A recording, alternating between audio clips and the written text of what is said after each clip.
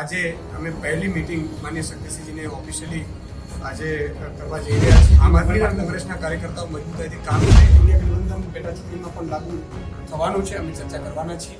Seat sharing બાદ જે માનનીય રાહુલ ગાંધીજીની જે ન્યાયયાત્રા હતી એમાં માનનીય શક્તિસિંહજીએ અને અમે જોઈન્ટ ઉપસ્થિત રહેવાના થયા અને ત્યારબાદ અમને સમય નહોતો મળ્યો, કારણ કે સ્વાભાવિક છે કે ચૂંટણીઓના કામોમાં વિવિધ રીતે દૂર હોવાના કારણે, પરંતુ આજે અમે પહેલી મીટિંગ માન્ય શક્તિસિંહજીને ઓફિશિયલી આજે કરવા જઈ રહ્યા છીએ, જેમાં ઇન્ડિયા ગઠબંધનની જે 26 સીટ છે એમાં મજબૂતાઈથી તમામ પક્ષના આમ આદમી કોંગ્રેસના કાર્યકર્તાઓ મજબૂતાઈથી કામ કરે, એમને પણ ગ્રાઉન્ડ સુધી મેસેજ પહોંચી જાય અને એ રીતે સુચારુ વ્યવસ્થિત થાય એના માટે આજે અમે ચર્ચા કરવાના છીએ। સુભાઈ, પેટા ચૂંટણીને લઈને પણ આપની કોઈ માંગ કરી? પેટા ચૂંટણીમાં કોઈ બેઠકોને લઈને આમ આદમી પાર્ટીની શું ડિમાન્ડ હશે?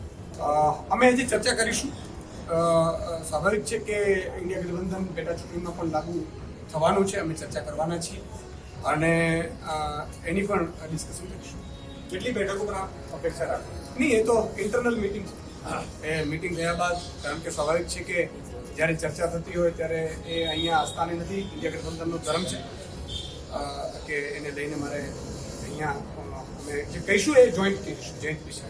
લોકસભાની 2 બેઠકો તમારી પાસે છે, 24 બેઠકો પાસે છે। કયા પ્રકારની રણનીતિ છે આમ આદમી પાર્ટીના કાર્યકરોની? કારણ કે આજે જે કેટલા કાર્યકરો તમે સસ્પેન્ડ કરો ને બિલકુલ, જો કાર્યકર્તાઓ છે હંમેશા પાર્ટી ડિસિપ્લિનથી ચાલતી હોય છે અને ચૂંટણી આવે એટલે સ્વાભાવિક છે કે બધાને લડવાની ઈચ્છા પણ હોય છે, પરંતુ એક શીર્ષ નેતૃત્વના આદેશના પગલે, ઇન્ડિયા ગઠબંધનના આદેશના પગલે અમને જે પણ મળી 2 સીટ મળી છે, એમાં 2 સીટ અને 24 ઉપર અમારા એક કાર્યકર્તા છે મજબૂતાઈથી કોંગ્રેસની સાથે પણ રહેશે।